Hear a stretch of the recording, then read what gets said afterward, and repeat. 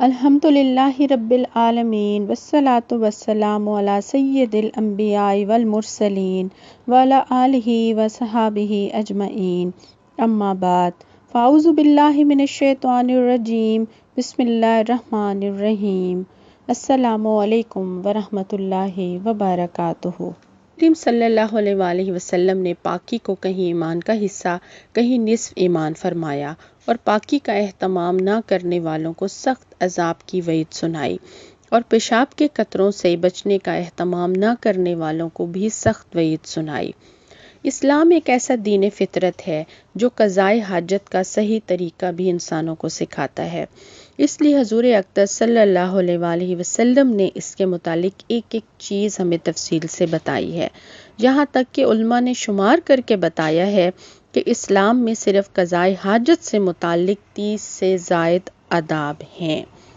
رفع حاجت کے آداب میں سب سے پہلا ادب جو ہمیں سکھایا گیا ہے وہ یہ ہے کہ بیت الخلاء میں بائیں پاؤں سے داخل ہوں اور داخل ہونے سے پہلے یہ دعا پڑھیں: اے اللہ، میں نر و مادہ شیاطین سے تیری پناہ چاہتی ہوں۔ حضرت انس رضی اللہ تعالیٰ عنہ سے مروی ہے، حضور پاک صلی اللہ علیہ وآلہ وسلم جب بیت الخلاء تشریف لے جاتے تو یہ دعا پڑھا کرتے تھے۔ اور بیت الخلاء میں داخل ہونے کی دعا پڑھنے کا یہ فائدہ ہے کہ اس سے شیاطین سے حفاظت ہو جاتی ہے، اور شیاطین چونکہ گندگی پسند کرتے ہیں اس لیے بیت الخلاء میں بستے ہیں۔ حضرت زید بن ارقم رضی اللہ تعالیٰ عنہ سے مروی ہے، حضور اقدس صلی اللہ علیہ وآلہ وسلم نے فرمایا، بیت الخلاء میں اکثر شیاطین آیا کرتے ہیں، تو جب تم میں سے کوئی بیت الخلاء جائے تو یہ دعا پڑھ لیا کرے، اور بیت الخلاء سے نکلتے وقت پہلے داہنا پاؤں باہر رکھیں اور باہر نکل کر یہ دعا پڑھیں: اے اللہ، میں تجھ سے معافی چاہتا ہوں۔ یعنی یہ ایک نعمت ہے اللہ تعالیٰ کی ہمارے لیے کہ جس نے ہمارے جسم سے نجاستیں دور کی۔ اب رفع حاجت کے وقت یہ واجب ہے کہ کسی بھی ایسی جگہ پر استنجا جائز نہیں جہاں پر دوسرے لوگوں کی نظر ستر پر پڑے، یعنی کہ ستر جو ہے وہ واجب ہے۔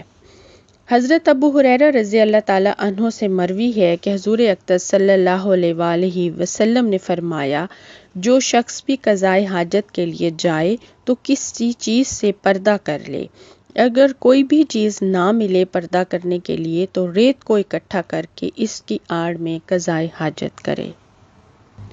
ابن ماجہ اور مسند احمد کی روایت ہے، حضرت مرت بن وہب رضی اللہ تعالیٰ عنہ فرماتے ہیں کہ ایک مرتبہ میں حضور اقدس صلی اللہ علیہ وآلہ وسلم کے ساتھ ایک سفر میں تھا۔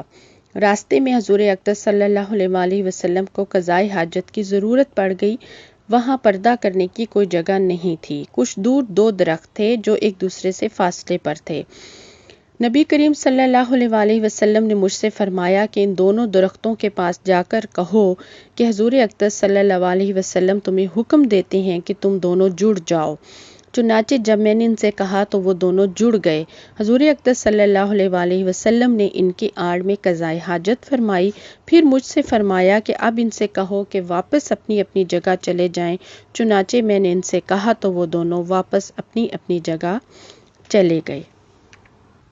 انگوٹھی یا کاغذ وغیرہ جس چیز پر بھی اللہ کا نام یا کوئی آیت یا حضور اکرم صلی اللہ علیہ وآلہ وسلم کا نام مبارک لکھا ہو تو اس کو بھی بیت الخلاء میں نہ لے جائے، بلکہ اسے باہر رکھ کر جانا چاہیے۔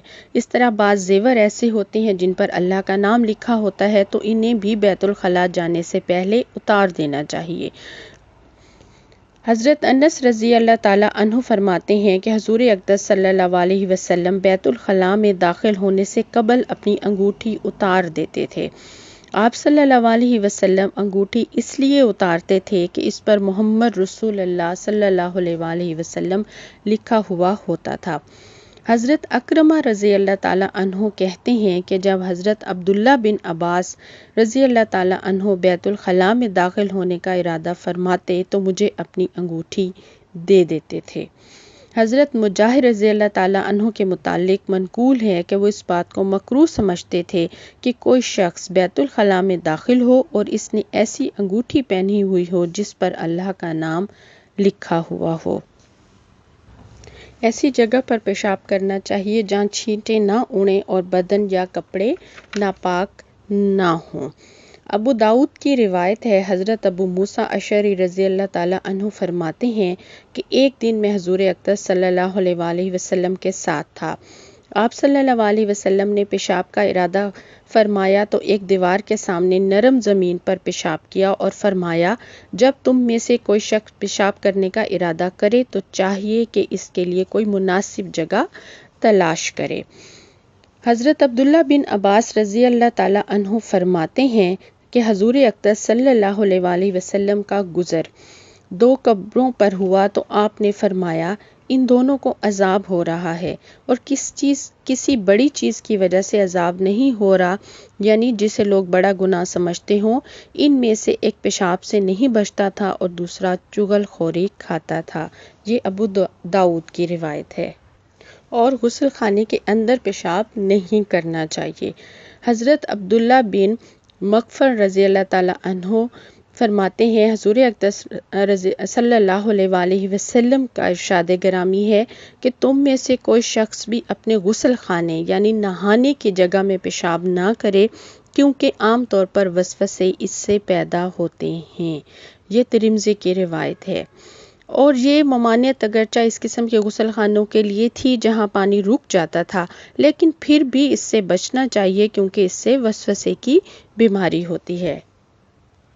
اور رفع حاجت کرتے وقت کسی بھی طرح کی بات نہیں کرنی چاہیے، ایسی حالت میں بات کرنا مکروہ ہے۔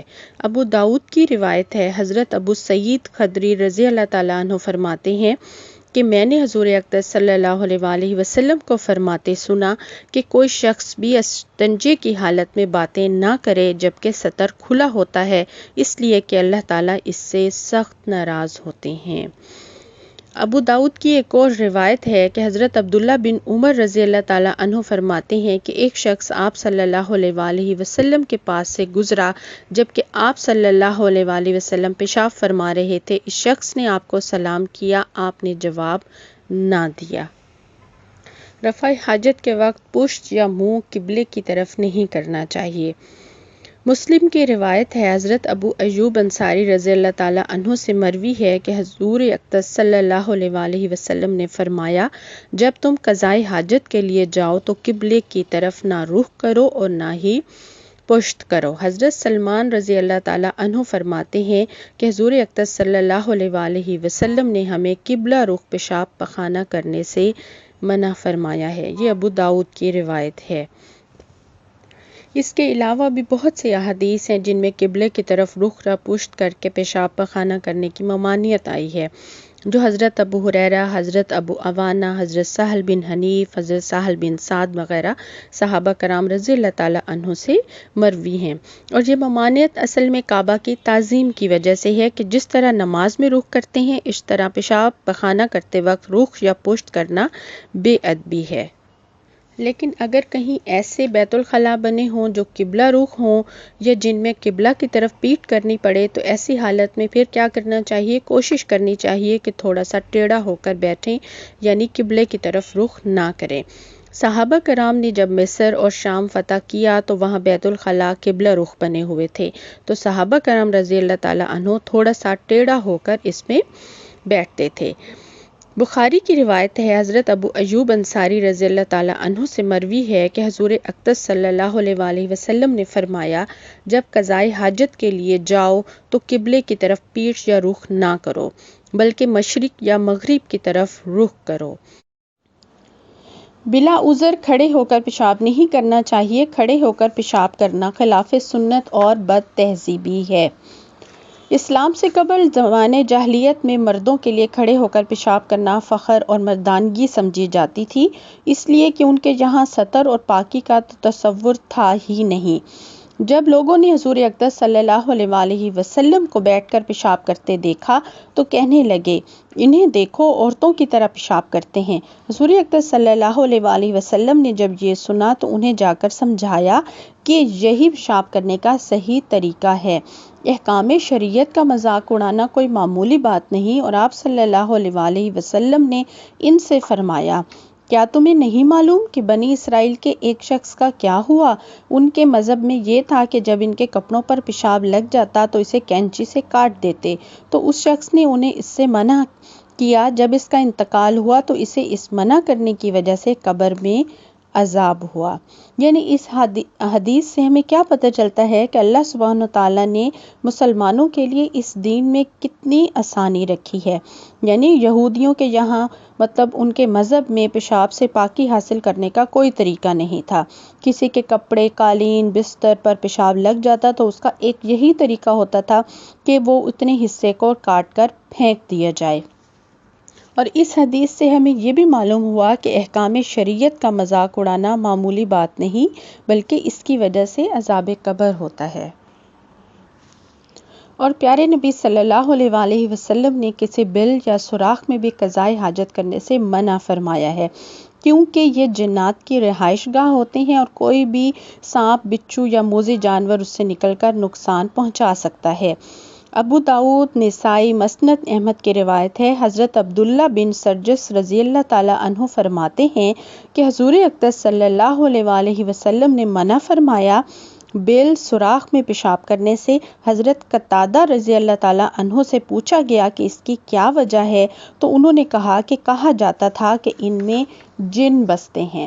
حضرت سعد بن عبادہ رضی اللہ تعالیٰ عنہ نے ایک مرتبہ کسی سوراخ میں پیشاب کر دیا، پھر اس کے بعد اچانک ان کا انتقال ہو گیا تو لوگوں کو یہ اشعار سنائی دیے۔ ان کا ترجمہ ہے: ہم نے خزرج کے سردار سعد بن عبادہ کو قتل کر دیا، ہم نے بلا خطا کیے 2 تیر ان کے دل پر مارے۔ تو پھر اس سے لوگوں کو معلوم ہوا کہ یہ شعر پڑھنے والے جن ہیں، اور انہوں نے اس سوراخ میں پیشاب کیا تھا جہاں جن رہتے تھے، اس لیے جنوں نے انہیں مار ڈالا۔ ٹھہرے ہوئے پانی میں رفع حاجت نہیں کرنا چاہیے۔ مسلم، ابن ماجہ، مسند احمد کی روایت ہے، حضرت جابر رضی اللہ تعالیٰ عنہ فرماتے ہیں کہ حضور اقدس صلی اللہ علیہ وآلہ وسلم نے ٹھہرے ہوئے پانی میں پیشاب کرنے سے منع فرمایا ہے۔ بخاری، مسلم، ترمذی، ابو داؤد، نسائی اور مسند احمد کی روایت ہے، حضرت ابو ہریرہ رضی اللہ تعالیٰ عنہ سے مروی ہے کہ حضور اقدس صلی اللہ علیہ وآلہ وسلم نے فرمایا، تم میں سے کوئی بھی روکے ہوئے پانی میں پیشاب نہ کرے کہ پھر اسی میں سے غسل یا وضو کرے گا۔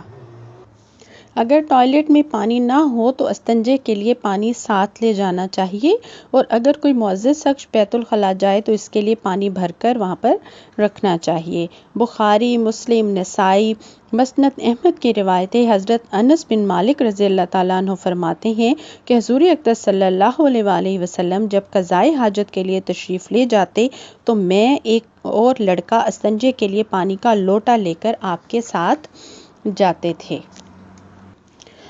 بخاری اور مسلم کی ایک اور روایت ہے، حضرت عبداللہ بن عباس رضی اللہ تعالیٰ عنہ فرماتے ہیں کہ حضور اقدس صلی اللہ علیہ وآلہ وسلم قضائے حاجت کے لیے تشریف لے گئے تو میں نے آپ کے لیے وضو کا پانی رکھ دیا۔ آپ نے پوچھا، یہ پانی کس نے رکھا ہے؟ کسی نے آپ کو اطلاع دی کہ میں نے، یعنی حضرت عبداللہ بن عباس نے رکھا ہے، تو آپ صلی اللہ علیہ وسلم نے خوش ہو کر مجھے یہ دعا دی: اے اللہ، اسے دین کی سمجھ عطا فرما۔ مسجد کے اندر قضائے حاجت نہیں کرنی چاہیے۔ حضرت انس رضی اللہ تعالیٰ عنہ فرماتے ہیں، یہ مسند احمد، مسلم کی روایت ہے کہ ایک دن ہم حضور اقدس صلی اللہ علیہ وآلہ وسلم کے ساتھ مسجد میں بیٹھے ہوئے تھے کہ ایک دیہاتی شخص آیا اور مسجد میں پیشاب کرنے لگا۔ صحابہ کرام اسے روکنے لگے تو حضور اقدس صلی اللہ علیہ وسلم نے فرمایا، اسے نہ روکو۔ صحابہ کرام نے اسے چھوڑ دیا۔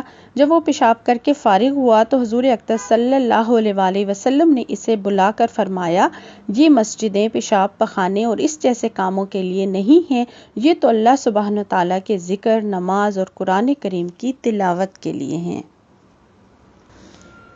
استنجے کے آداب: بلا عذر دائیں ہاتھ سے استنجا نہیں کرنا چاہیے اور ہمیشہ ہر گندگی کے لیے بایاں ہاتھ اور اچھی چیزوں کے لیے، یعنی اچھے کاموں کے لیے، دائیں ہاتھ استعمال کرنا چاہیے۔ بخاری، ابو داؤد، ابن ماجہ، مسند احمد کی روایت ہے۔ حضرت ابو قتادہ رضی اللہ تعالیٰ عنہ سے مروی ہے کہ حضور اقدس صلی اللہ علیہ وآلہ وسلم نے فرمایا کہ جب تم میں سے کوئی شخص پیشاب کرے تو اپنے پرائیویٹ پارٹس کو دائیں ہاتھ سے نہ پکڑے اور دائیں ہاتھ سے استنجا بھی نہ کرے اور کوئی شخص بھی برتن میں پھونک نہ مارے۔ ابو داؤد کی روایت ہے، ام المومنین حضرت حفصہ رضی اللہ تعالیٰ عنہ فرماتی ہیں کہ حضور اقدس صلی اللہ علیہ وآلہ وسلم داہنا ہاتھ یعنی رائٹ ہینڈ کھانے پینے اور کپڑے پہننے میں استعمال فرماتے تھے اور بایاں ہاتھ یعنی لیفٹ ہینڈ اس کے علاوہ اور چیزوں میں استعمال فرماتے تھے۔ ابو داؤد، ابن ماجہ، مسند احمد کی روایت ہے، حضور پاک صلی اللہ علیہ وآلہ وسلم نے فرمایا جو شخص سرما لگائے تو چاہیے کہ طاق عدد میں لگائے، اور جو ایسا کرے تو اچھا ہے، نہ کرے تو کوئی حرج نہیں، اور جو شخص استنجا کرے تو چاہے کہ طاق عدد میں کرے، جو ایسا کرے تو اچھا ہے، نہ کرے تو کوئی حرج نہیں۔ وہ چیزیں جن سے استنجا نہیں کرنا چاہیے، ہر وہ چیز جو مکرم و محترم ہو یا کسی کی غذا ہو، تکلیف دہ ہو یا ناپاک ہو تو ایسی چیزوں سے استنجا نہیں کرنا چاہیے۔ ابو داؤد، مسلم، مسند احمد کی روایت ہے، حضرت جابر رضی اللہ تعالیٰ عنہ فرماتے ہیں کہ حضور اقدس صلی اللہ علیہ وآلہ وسلم نے ہڈی اور گوبر سے استنجا کرنے سے منع فرمایا ہے۔ بخاری کی روایت ہے، حضرت ابو ہریرہ رضی اللہ تعالیٰ عنہ فرماتے ہیں کہ میں ایک مرتبہ حضور اقدس صلی اللہ علیہ وآلہ وسلم کے پیچھے وضو اور استنجے کے لیے پانی کا لوٹا لے کر چل رہا تھا۔ آپ صلی اللہ علیہ وسلم نے جب اپنے پیچھے آہٹ سنی تو پوچھا کون ہے میرے پیچھے؟ میں نے عرض کیا ابو ہریرہ ہوں۔ آپ نے فرمایا میرے لیے استنجے کے لیے ڈھیلے لاؤ لیکن ہڈی اور گوبر نہ لانا۔ میں اپنے کپڑے کے پلو میں ڈھیلے بھر کر لے گیا اور آپ کے پاس رکھ دیے، پھر میں چلا گیا۔ جب آپ قضائے حاجت سے فارغ ہوئے تو میں آپ کے پاس گیا اور عرض کیا ہڈی اور گوبر سے استنجا کیوں جائز نہیں؟ آپ صلی اللہ علیہ وآلہ وسلم نے فرمایا یہ دونوں جن کی غذا ہیں۔ اور اس کا واقعہ یہ ہوا کہ میرے پاس نصیبین کے جن کی جماعت آئی تھی، وہ بہت اچھے جن ہیں۔ انہوں نے مجھ سے توشہ مانگا تو میں نے ان کے لیے اللہ سے دعا کی کہ جب بھی کسی ہڈی یا گوبر پر گزریں تو اس پر ان کو کھانا ملے۔ استنجے کے بعد ہاتھ کو صابن یا اس جیسی کسی اور چیز سے صاف کر لیں، اور پہلے لوگ کیا کرتے تھے، صابن کی بجائے مٹی استعمال کرتے تھے، اور اب بھی اگر کہیں صابن نہ ملے تو مٹی استعمال کی جا سکتی ہے۔ حضرت ابو ہریرہ رضی اللہ تعالیٰ عنہ فرماتے ہیں کہ حضور اقدس صلی اللہ علیہ وآلہ وسلم جب قضائے حاجت کے لیے تشریف لے جاتے تو میں آپ کو لوٹے میں پانی دیتا۔ آپ صلی اللہ علیہ وآلہ وسلم اس پانی سے استنجا کرنے کے بعد اپنے ہاتھ کو زمین پر ملتے تھے۔ ایک اور نسائی کی روایت ہے، حضرت جریر بن عبداللہ رضی اللہ تعالیٰ عنہ فرماتے ہیں کہ میں حضور اقدس صلی اللہ علیہ وآلہ وسلم کے ساتھ تھا۔ آپ نے قضائے حاجت فرمائی، پھر مجھ سے فرمایا اے جریر استنجے کے لیے پانی لاؤ۔ میں نے آپ کو پانی دیا تو آپ نے پانی سے استنجا فرمایا، پھر اپنے ہاتھ کو زمین پر اچھی طرح رگڑا دھونے کے لیے۔ اللہ تبارک تعالیٰ سے دعا ہے اللہ تعالیٰ آپ کو ہمیں ان سب باتوں پر بہترین عمل کی توفیق عطا فرمائے اور ہم سب کو پاک رہنے والوں میں اور توبہ کرنے والوں میں شامل فرمائے، آمین یا رب العالمین۔